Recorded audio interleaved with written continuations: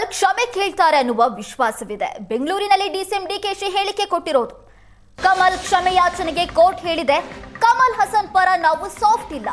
ಯಾವುದೋ ರೂಪಕ್ಕೆ ಈ ವಿವಾದ ತಿರುಗಿದ್ರೆ ಅದಕ್ಕೆ ಯಾರು ಹೊಣೆ?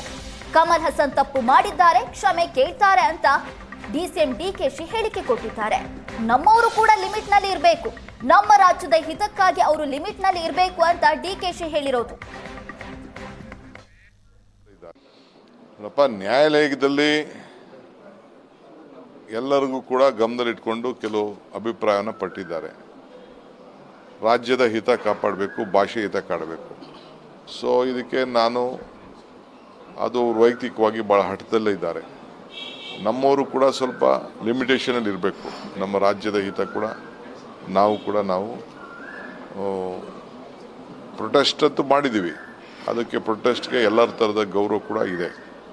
ಸೊ ಜಡ್ಜ್ ನ್ಯಾಯಾಲಯಕ್ಕೆ ಹೋಗಿದೆ, ನ್ಯಾಯಾಲಯ ಏನು ಆದೇಶ ಕೊಟ್ಟಿದೆ ಎಲ್ಲರೂ ಪಾಲನೆ ಮಾಡಲೇಬೇಕು. ಅದಕ್ಕೆ ನಂದು ಕೂಡ ಸಹಮತ ಇದೆ.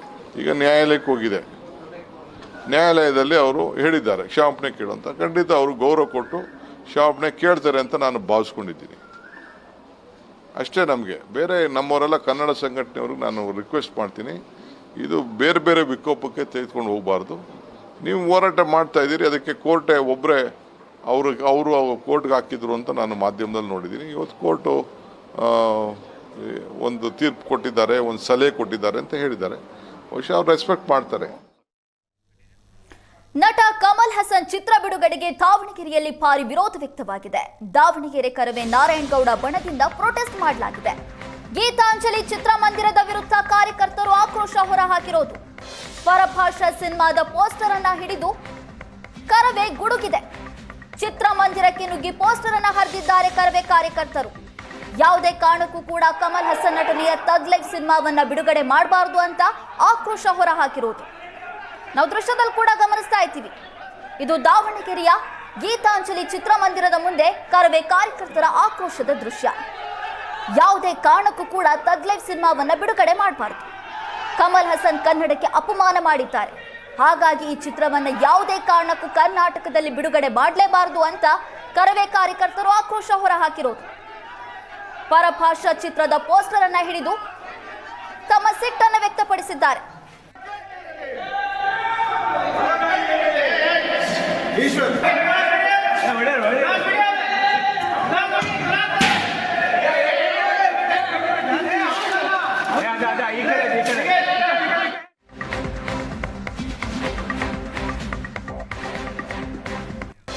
ಕಮಲ್ ಹಸನ್ ವಿರುದ್ಧ ತೀವ್ರಗೊಂಡಿದೆ ಮಂಡ್ಯದಲ್ಲಿ ಪ್ರತಿಭಟನೆ.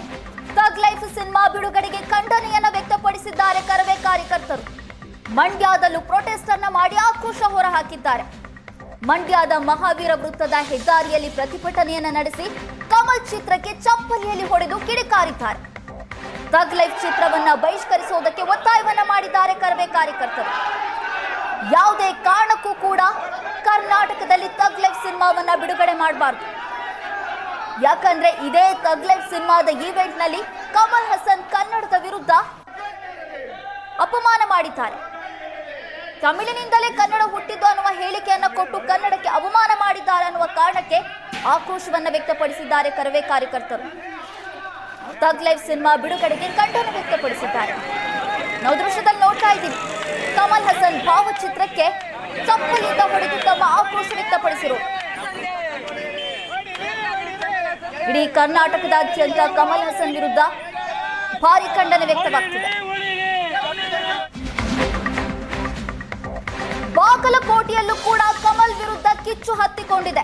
ಬಸವೇಶ್ವರ ಸರ್ಕಲ್ನಲ್ಲಿ ಕರವೇ ಹೋರಾಟವನ್ನು ನಡೆಸಿದ್ದು ಕಮಲ್ ಭಾವಚಿತ್ರವನ್ನು ತುಳಿದು ಆಕ್ರೋಶ ಹೊರಹಾಕಿದ್ದಾರೆ ಕಾರ್ಯಕರ್ತರು. ಕಮಲ್ ವಿರುದ್ಧ ಧಿಕ್ಕಾರ ಕೂಗಿ ಆಕ್ರೋಶ ವ್ಯಕ್ತಪಡಿಸಿದ್ದಾರೆ. ಮಂಡ್ಯ, ದಾವಣಗೆರೆ ನಂತರ ಬಾಗಲಕೋಟೆಯಲ್ಲೂ ಕೂಡ ಕಮಲ್ ಹಸನ್ ವಿರುದ್ಧ ಆಕ್ರೋಶ ವ್ಯಕ್ತವಾಗಿರೋದು. ಬಾಗಲಕೋಟೆಯ ಬಸವೇಶ್ವರ ಸರ್ಕಲ್ನಲ್ಲಿ ಕಮಲ್ ಭಾವಚಿತ್ರವನ್ನು ತುಳಿದು ತಮ್ಮ ಸಿಟ್ಟನ್ನು ವ್ಯಕ್ತಪಡಿಸಿದ್ದಾರೆ.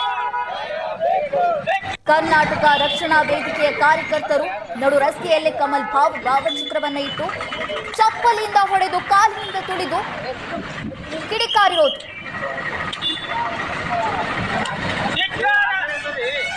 ನಾವು ದೃಶ್ಯದಲ್ಲಿ ನೋಡ್ತಾ ಇದ್ದೀವಿ. ಒಂದ್ ಕಡೆ ದಾವಣಗೆರೆಯಲ್ಲಿ ಯಾವ ರೀತಿ ಕರವೇ ಕಾರ್ಯಕರ್ತರು ಸಿಟ್ಟಾಗಿದ್ದಾರೆ. ಮಾಡಿದ್ದಾರೆ ಅಂತ. ಗೀತಾಂಜಲಿ ಚಿತ್ರಮಂದಿರದಲ್ಲಿ ಥಗ್ ಲೈಫ್ ಸಿನಿಮಾದ ಪೋಸ್ಟರ್ ಅನ್ನ ಹಿಡಿದು ತಮ್ಮ ಆಕ್ರೋಶವನ್ನ ವ್ಯಕ್ತಪಡಿಸಿದ್ರು. ಅದಾದ ಬಳಿಕ ಮಂಡ್ಯದಲ್ಲೂ ಕೂಡ ಕರವೇ ಕಾರ್ಯಕರ್ತರು ಕಮಲ್ ಹಾಸನ್ ಭಾವಚಿತ್ರಕ್ಕೆ ತುಳಿದು ತಮ್ಮ ಸಿಟ್ಟನ್ನ ಹೊರಹಾಕಿದ್ದಾರೆ. ಮತ್ತೊಂದು ಕಡೆ ಬಾಗಲಕೋಟೆಯಲ್ಲೂ ಕೂಡ ಕಮಲ್ ವಿರುದ್ಧ ತಮ್ಮ ಕಿಚ್ಚನ್ನ ವ್ಯಕ್ತಪಡಿಸಿದ್ದಾರೆ ಕರವೇ ಕಾರ್ಯಕರ್ತರು. ಯಾವುದೇ ಕಾರಣಕ್ಕೂ ಕೂಡ ಕರ್ನಾಟಕದಲ್ಲಿ ಕಮಲ್ ಹಾಸನ್ ನಟನೆಯ ಥಗ್ ಲೈಫ್ ಸಿನಿಮಾ ಬಿಡುಗಡೆ ಮಾಡಬಾರದು, ಆ ಸಿನಿಮಾವನ್ನ ಬಹಿಷ್ಕರಿಸಬೇಕು ಅಂತ ಆಕ್ರೋಶ ಹೊರಹಾಕಿರೋದು.